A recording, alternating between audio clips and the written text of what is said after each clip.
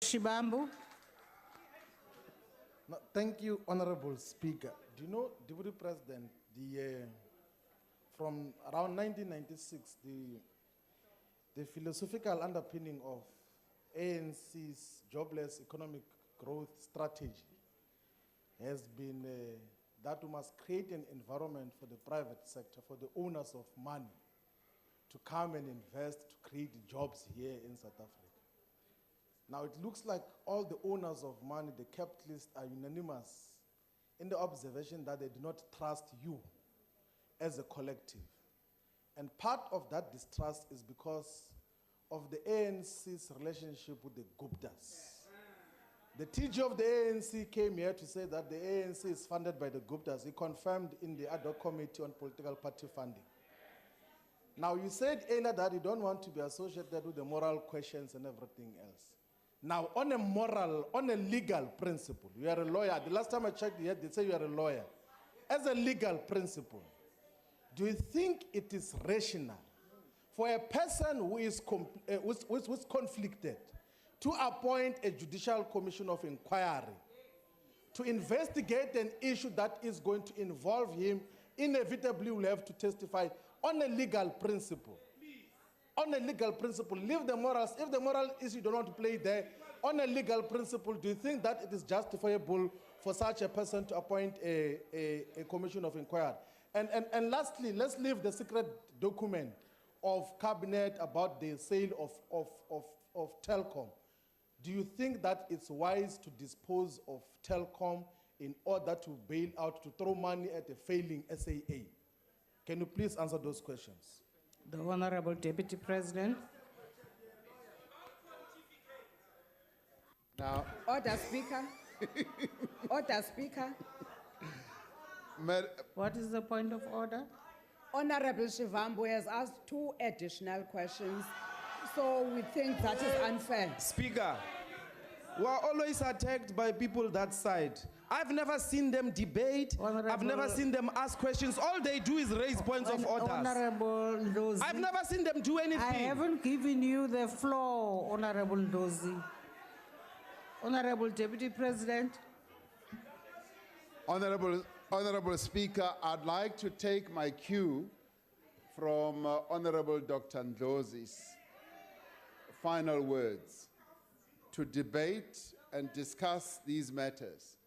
Because the point that Honorable Shivambu is raising, for instance, hypothetically, talking about the sale of certain state-owned assets to finance others, is it the wise thing to do? I would like to debate that. I would like us to engage in the debate because it could well be, how do you balance certain things?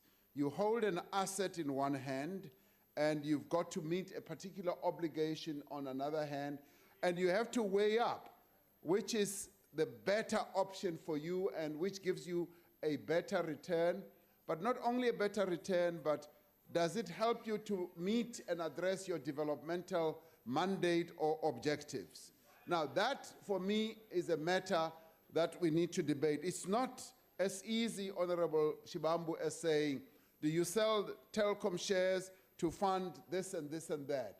It is actually looking at everything in the totality of its balance and then arrive at a conclusion and then say, which serves you the best in terms of how you juggle up your assets. And the other one, of course, could well be, what do you do? Do you actually sell or do you do a share swap?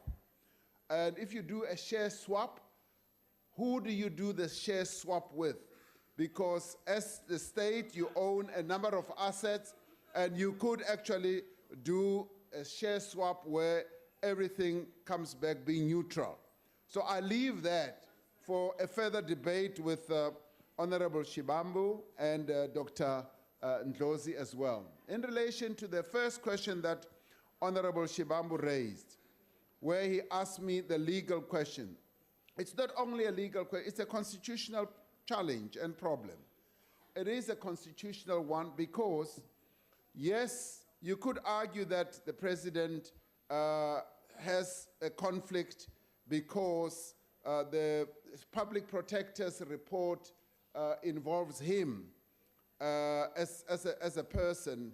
Now, what do? The Constitution says he has to appoint any commission of inquiry. And at the same time, there was a court challenge which said that he should not do so. And in the end, the court said the constitutional provision stands. So what do we do? And these are matters that we need to discuss and to debate. And in the end, I take comfort from the fact that the president has said he's going to appoint a commission. Now, once a commission is appointed, Honorable Shivambu, it really is we all have to rely on the person who is appointed who will be a judge. That person who is a judge is going to, in the end, be guided by their own independence, their own legal ability to maneuver their way around the various matters that will arise. So we should have confidence in the efficacy of that whole process of the appointment of the Commission of Inquiry. So rather than being a legal question, it is a constitutional problem and challenge that we have to address. And I think we should wait until that moment when that commission is finally appointed. Thank you, Madam Speaker.